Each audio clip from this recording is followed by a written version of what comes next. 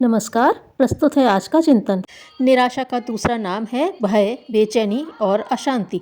भविष्य को अंधकार में देखना और प्रस्तुत विपत्ति को अगले दिनों और अधिक बढ़ती हुई सोचना, यह एक ऐसा स्वविनिर्मित संकट है जिसके रहते परिस्थितियां प्राप्त कर सकना कदाचित ही संभव हो सके।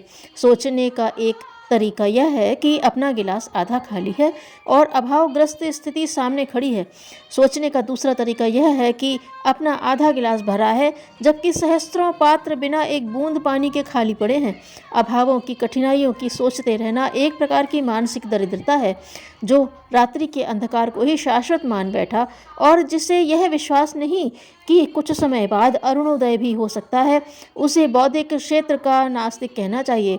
दार्शनिक नास्तिक वे हैं जो सृष्टि की अव्यवस्थाओं को तलाश करके यह सोचते हैं कि दुनिया बिना किसी योजना, व्यवस्था या सत्ता की बनी है।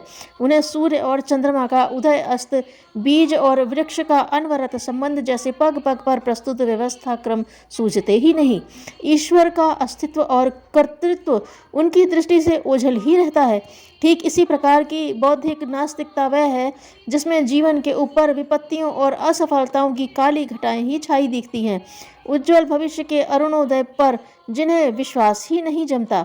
जीवन का पौधा आशा के जल से सींचे जाने पर ही बढ़ता और फलता फूलता है। निराशा के तुषार से उसका अस्तित्व ही संकट में पड़ जाता है। उज्जवल भविष्य के सपने देखते रहने वाला आशावादी ही उनके लिए ताना बाना बुनता है, प्रयत्न करता है, साधन जुटाता है और अंततः सफल होता है। यह सही है कि कई बार आशावादी स्वप्न टूटते भी हैं और गलत भी साबित होते हैं, पर साथ ही यह भी सत्य है कि उजले सपनों का आनंद कभी झूठा नहीं होता। वह प्रकाश तब तक अंतर में बना रहेगा जब तक ऐसी गुदगुदी बनी रहेगी जो मनोरथ पूरा न होने पर भी उस उपलब्धि जैसा ही उल्लास बनाए रहे। यह उज्ज्वल सपनों का आनंद जब अभ्यास में आता है तब इतना मधुर होता है कि उसे बनाए रखने के लिए कठिन से कठिन कर गुजरने की हिम्मत की जा सके। मुसीबतें और असफलताएं सिर्फ यह जानने के लिए आती हैं कि व्यक्ति किस हद तक साहस संजोए रह सकता है। जिन्होंने हर कठिनाई को एक चुनौती माना, उसके लिए इस संसार में कोई अवरोध नहीं।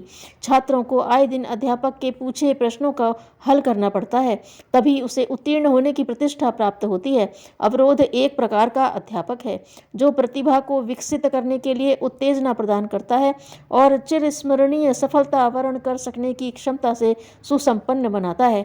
जो कठिनाई के दिनों में आशावादी रह सका, समझना चाहिए पुरुषार्थी महामानवों की पंक्ति में उसी का अभिषेक किया जाने वाला है।